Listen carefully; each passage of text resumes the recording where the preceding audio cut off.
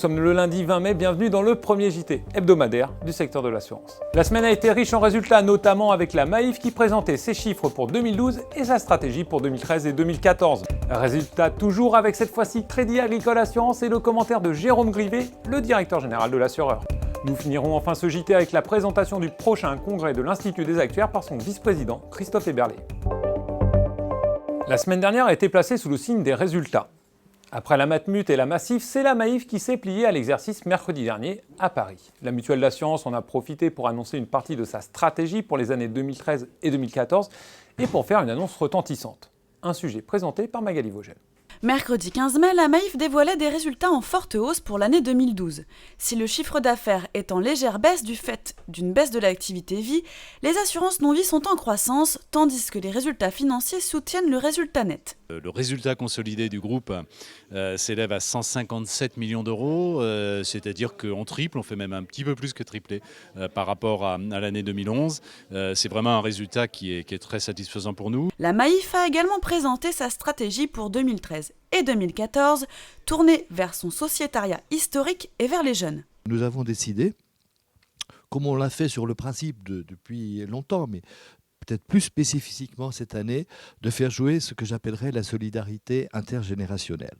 Et donc de donner un coup de pouce financier à ces jeunes enseignants qui vont nous rejoindre en 2013, début 2014. Parallèlement, nous avons une offre que nous avons appelée Maif First, voilà, pour bien les jeunes de 22 à 30 ans, cette cible-là que nous souhaitons viser aussi, qui eux ne sont pas des jeunes enseignants, mais qui sont des jeunes qui entrent dans la vie active, puisque la Maif, depuis longtemps maintenant, elle n'est pas réservée simplement aux enseignants. Compte tenu de nos bons résultats d'une part, compte tenu de la bonne avancée de la transformation, on a décidé d'anticiper l'annonce à minima d'un maintien, voire même pourquoi pas d'une baisse, en tout cas pas d'augmentation de tarifs de l'assurance automobile à la Maif pour 2014. Par cette annonce, c'est également un message politique qu'adresse la Maif au gouvernement et à Benoît Hamon.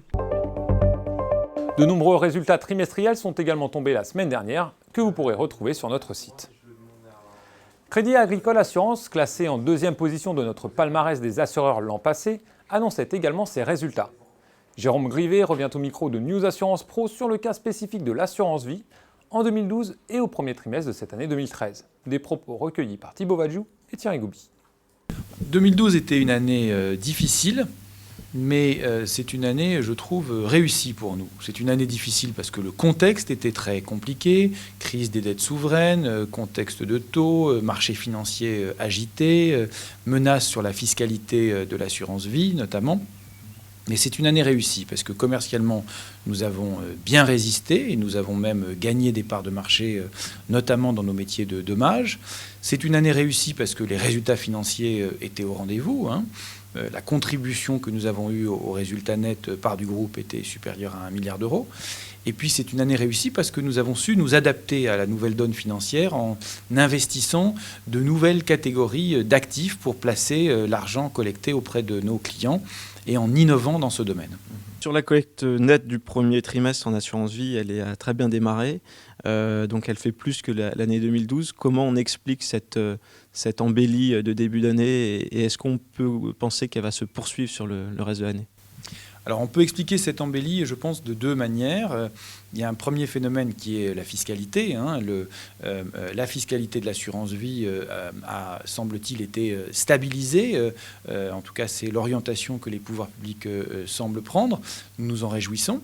C'est très important pour le produit de long terme que nous représentons et ceci a rassuré les clients. Et puis par ailleurs, je crois qu'il faut reconnaître que nous avons, les assureurs en général, mais Crédit Agricole Assurance et Prédica en particulier, servi au titre de l'année 2012 une rémunération qui, je crois, a été considérée comme solide par nos clients, qui continuent donc de nous faire confiance et de nous apporter leur épargne.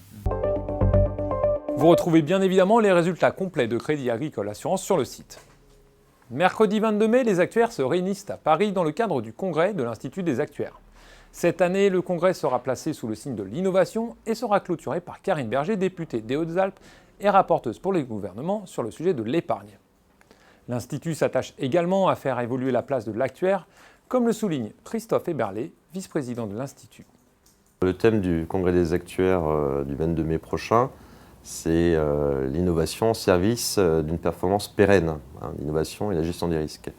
L'idée, c'est que l'actuaire est aujourd'hui au centre de plusieurs problématiques sociétales, économiques et financières qui l'obligent à envisager d'innover dans sa profession, dans sa manière d'exercer sa profession, et ceci sur plusieurs sujets. On l'a vu avec l'accord national interprofessionnel, mais également sur Solvabilité 2, où les problématiques de gestion d'actifs posent des vraies questions en termes de créativité et d'innovation pour la profession actuarielle, notamment pour la rendre compatible avec les principaux critères attendus par Solvabilité 2 et le pilier 1. Les actuaires se doivent aujourd'hui de se positionner effectivement par rapport aux autres professions présentes dans les entreprises et principalement dans les compagnies d'assurance, et justement se positionner, on l'a vu dans les dernières années, en tant que manager, en étant des professionnels du management, en plus d'être des professionnels de la gestion du risque.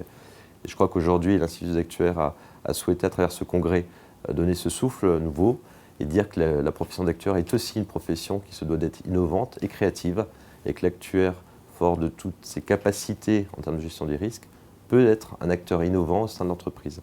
Et aujourd'hui, la complexité auxquelles doivent faire face les différentes entreprises nécessite que l'actuaire soit innovant. C'est pour ça que le congrès, cette année, a été orienté sur cette problématique de l'innovation au service de la gestion du risque. Vous retrouverez une version complète de cette interview dans le prochain numéro de notre hebdomadaire papier qui sera également consacré à la formation. Ce JT est maintenant terminé. Cette semaine commence un dossier sur la relation client. Je vous donne rendez-vous pour ma part lundi prochain pour une nouvelle édition. Très bonne semaine à toutes et tous.